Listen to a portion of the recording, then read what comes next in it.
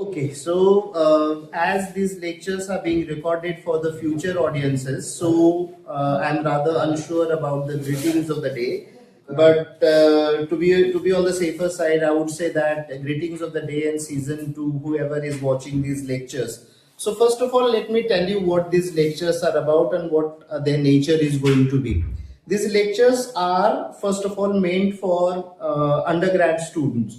So in these lectures, I won't be attempting any new reading of Arthur Miller's dramatic art or the play in discussion, that is All My Sons. These lectures are meant for students who are undergrad students and who for one or the other reason cannot attend the classes and they want to know about the text, they want to know about the author. So these lectures are actually meant for these people. So I'm going to divide these lectures into certain sections. The first lecture would be devoted to Arthur Miller as a playwright.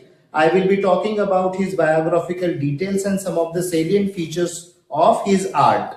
And after that, we will devote some lectures for a particular play which we are going to discuss in detail, and that the title of that play is All My Sons. So let us begin with our lecture.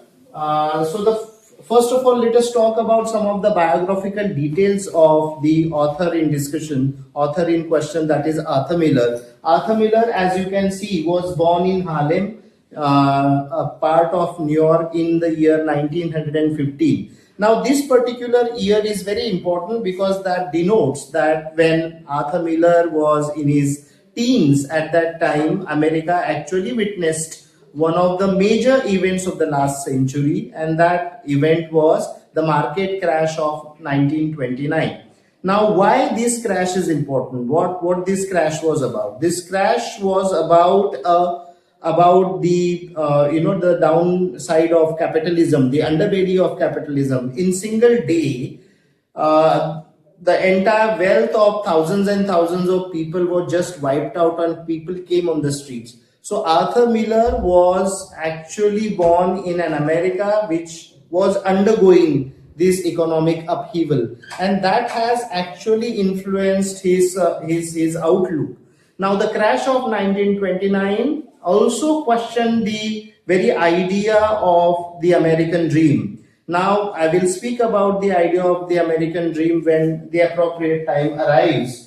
So after his birth, he actually attended colleges where he learned how to write drama, and his education was in dramatics. Now, when he came of age as a dramatist in the late 1930s and especially 1940s, 1950s, Arthur Miller became a very important playwright, American playwright, for many, many reasons. So his early breakthrough as a dramatist actually came in the year 1944 when his play, The Man Who Had All the Luck, was staged. It was his first Broadway play.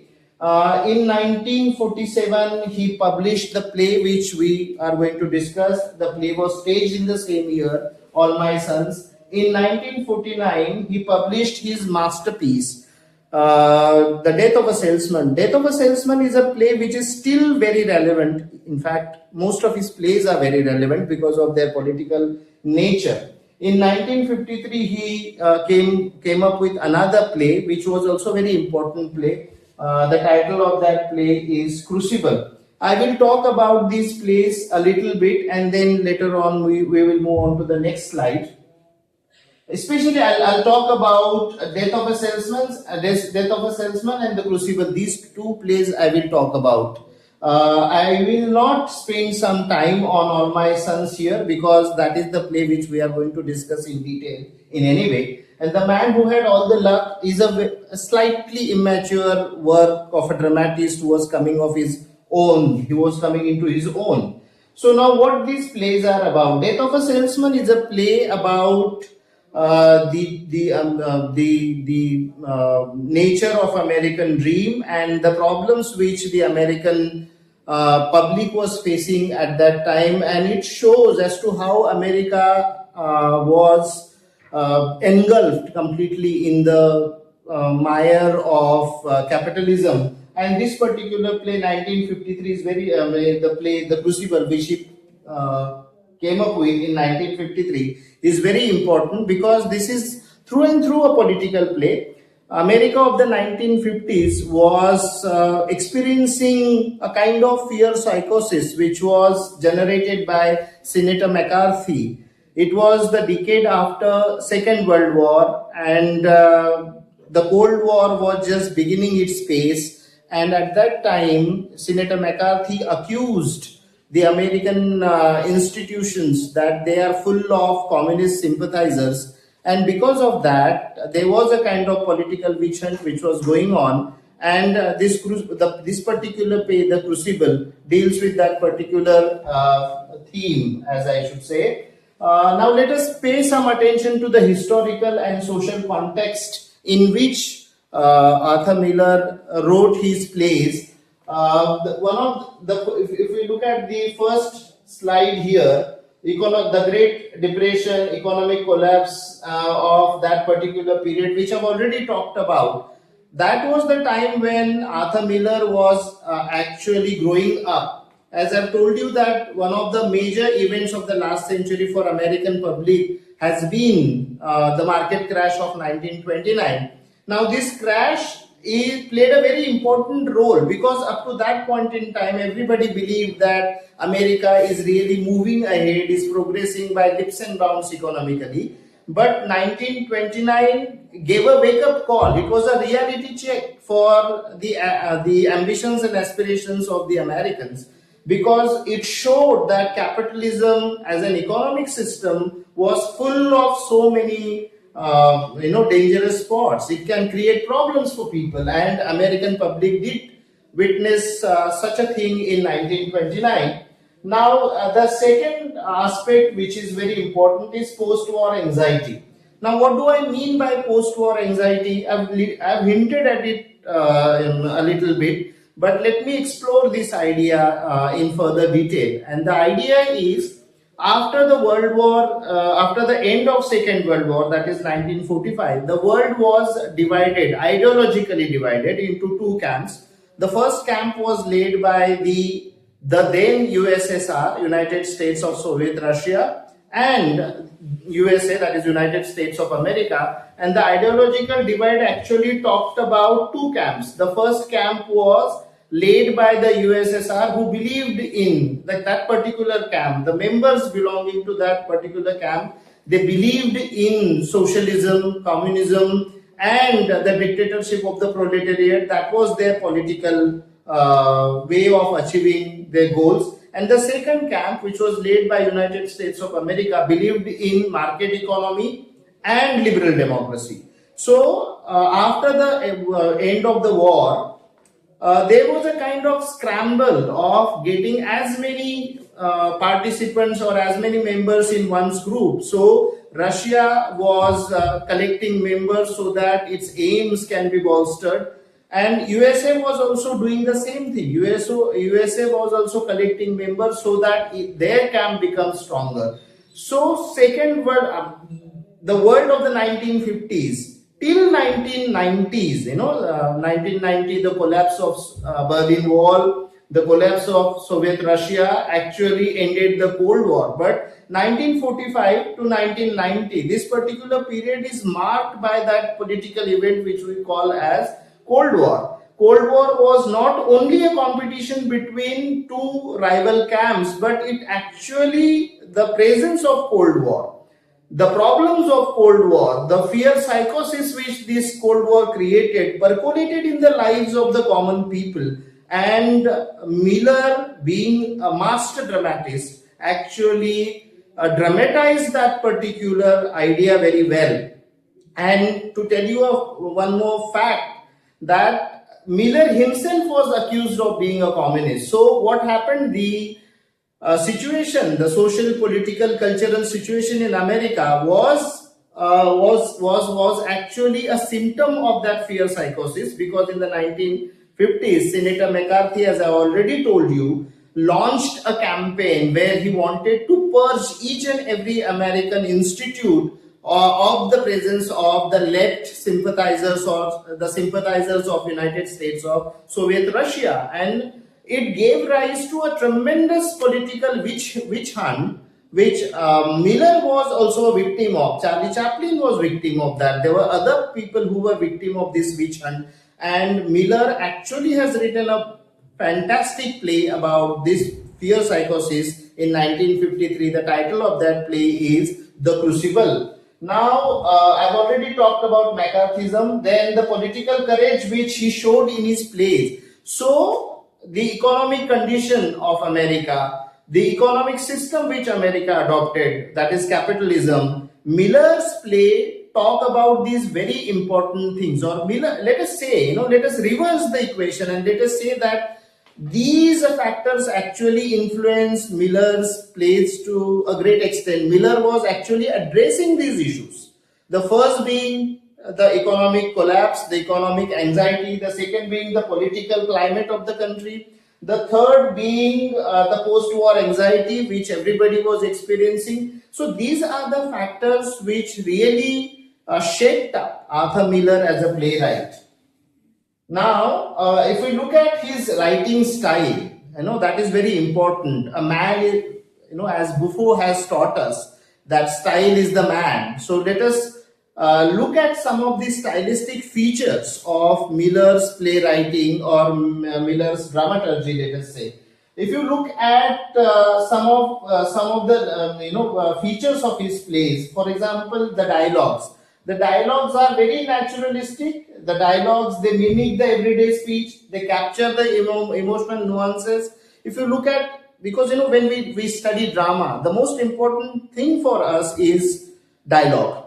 Because the difference between narrative art and dramatic art is that needs to be taken into account here. What is that difference? The difference is, in narrative art, there is a narrator who tells you this happened, then this happened, then this happened.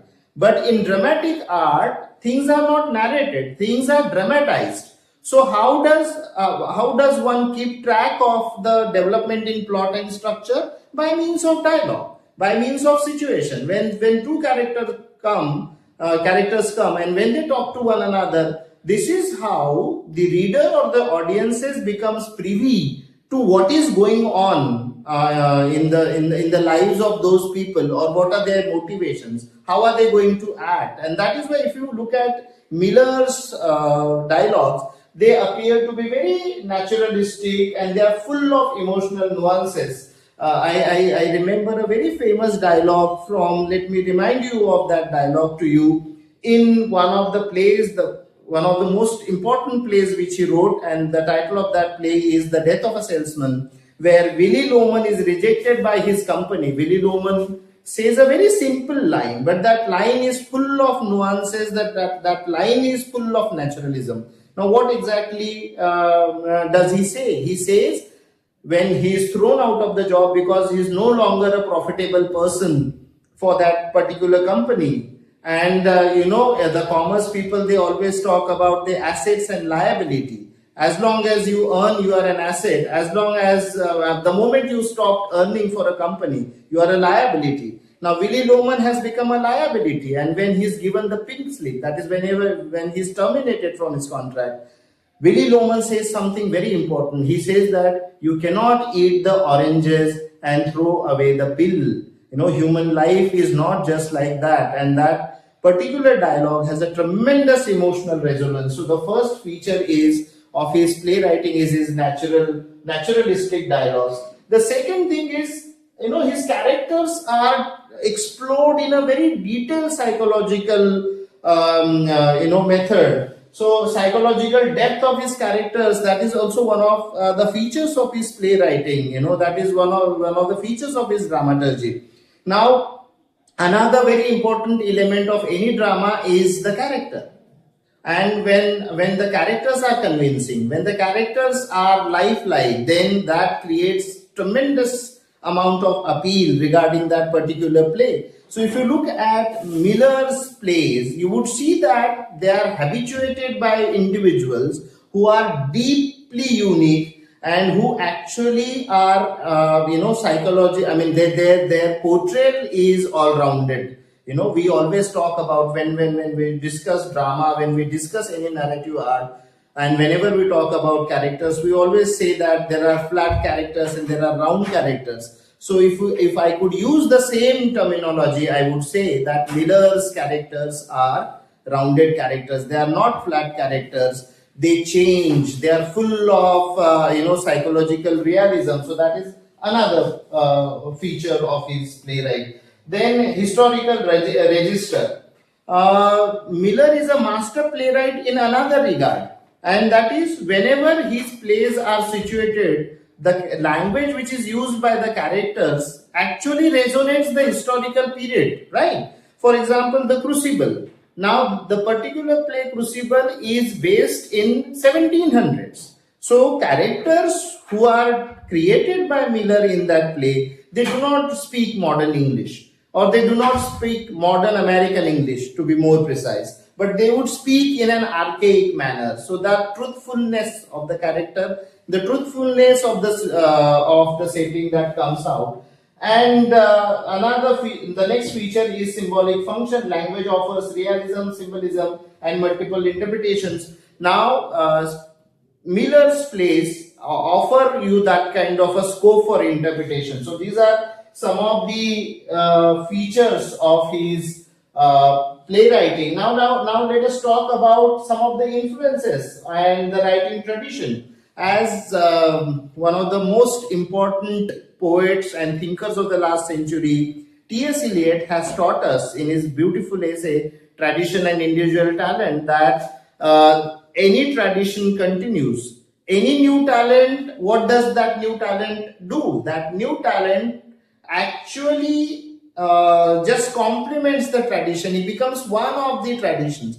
So, in order to understand any playwright, it is very important that one should look at the tradition within which that person is working. So, one of the most important influences on Miller's art is European foundations, influenced by European masters like Ibsen.